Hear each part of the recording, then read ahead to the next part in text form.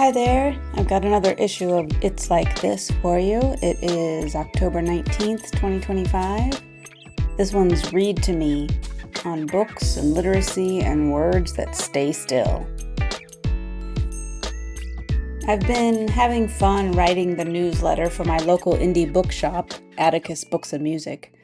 In the latest issue, which you can get a link to in the text edition, I confess to my love of the horror genre as a lifelong Stephen King fan. So, in keeping with that theme, let's start here. I'm sitting at my kitchen table, a crisp new 4-inch hardcover King novel open in front of me.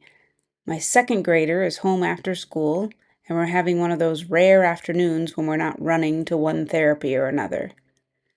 Imagining myself a responsible parent, I had set up my child with an after-school snack before I disappeared into my book, into some mesmerizing world where sadistic clowns terrorize children or superflus threaten to end the world. Quote, "Go then, there are other worlds than these." Unquote. The Gunslinger, Stephen King. At some point, I have a vague sense that my son is no longer sitting at the table with me, but is pacing back and forth between the kitchen table and the living room. I'm doling out a pretzel each time he returns, not caring that he's creating a nice little crumb trail to mark his route. After a while, I glance up as I'm turning a page, and my son is grinning at me, grabbing another pretzel. It takes me a moment to register that something is wrong. His face is covered in blood. His shirt is streaked with it. Angry red smears coat his hands and arms. I jump up to examine him. He's not crying or screaming. There doesn't seem to be broken bones or huge gashes calling for an emergency room visit.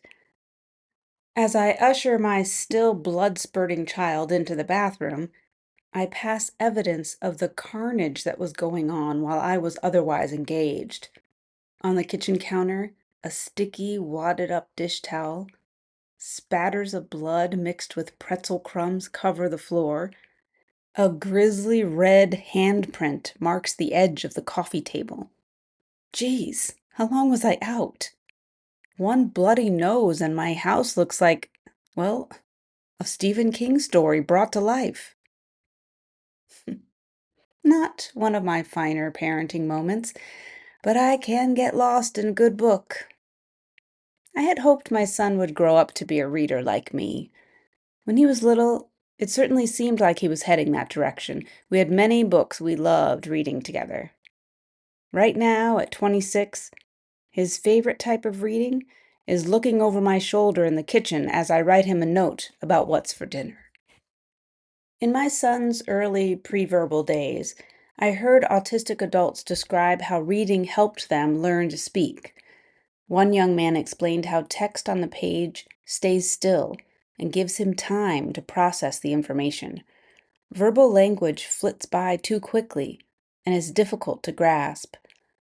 I also learned from creative educators who encouraged a focus on literacy, and their words held promise that my son could learn to read. I have a strong memory of being in the lobby of a music therapy clinic when my son was about 5. I looked up from my magazine as a lanky, preteen boy came bounding into the lobby with his mom. He was excited about something, flapping his hands and bouncing on his feet, a happy dance that had begun to look familiar to me even a mere 2 years into this autism parent thing. The boy's mother sat down and pulled a notepad and pen out of her purse, and the boy stood at her shoulder, leaning over to get a clear view of what she was writing. She whispered each word as she wrote slowly. Her son flapped and laughed, clearly transfixed by the written words. I flooded my son's life with text. Traditional books, labeled picture cards, captioning on his sing-along videos. I created About Me books to teach our son how to answer questions about his name, his age, our phone number, and address. He memorized his biography at that point in time, and for years he would say he was 6 years old and offer our old landline phone number. He enjoyed the phonics lessons in kindergarten, and we read often at home. I would catch him sitting on the floor in our living room, flipping through the pages of a favorite book, reading out loud with his mother's tone and inflection. He was a beautiful butterfly. One dog, woof. Two dogs, woof. Yep, yep. He played with the sounds, the patterns of the language, and even though comprehension was hard to measure, he sure seemed to have fun with books. My son's reading level hit a wall around 3rd grade when his typical classmates shifted from learning to read to reading to learn. But reading has made all the difference in his ability to understand language and to speak. We'd often play with words and sentences on a whiteboard. I'd write out the phrases he was scripting from his favorite movies or songs. He'd laugh watching the words that fill his head translated into written text, the concrete formation of sounds into letters. The written words would clarify what he was hearing, and he would read the words and adjust his pronunciation. Except he seemed surprised that Donkey's question to Shrek when they come upon the ogre's shack could be written as, "Can I stay with you?" He preferred to pronounce it in exact Eddie Murphy style. "Can I stay with you?" We rely on the written word to communicate with our son every day. I'm constantly reminding myself to stop talking and write it down, to give him concrete words that stay still and help him understand. He reads aloud the signs we drive past on the street, so I get to hear his voice even if it's just "open house" or "do not enter" or "Starbucks coffee." He likes seeing his daily schedule on the table in the morning. I write social stories about what to expect for a doctor's visit or haircut or social outing, and of course, what's for dinner. I still read books to my adult son. Of course, books are part of his visual map of our house, so he prefers books to stay on the shelf exactly as they always look. But most days, he'll let me bring a book to him on the couch to read. Even when he doesn't seem to be paying attention, if I say something that interests him, like cookie or giggle, he'll place his hand on the book to stop me and scan the page to find the word.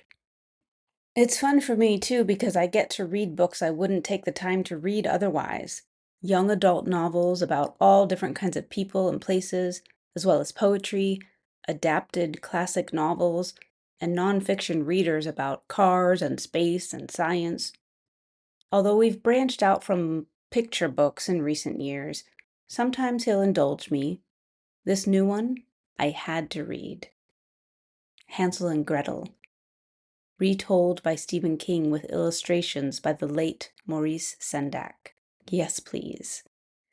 In this new version of Hansel and Gretel, my son didn't catch the breadcrumb King dropped for Dark Tower fans like me, giving us an extra reason to rejoice when this particular witch ends up in the oven. But guess who perked up at the mention of gumdrops and gingerbread cakes? Nibble, nibble, little mouse.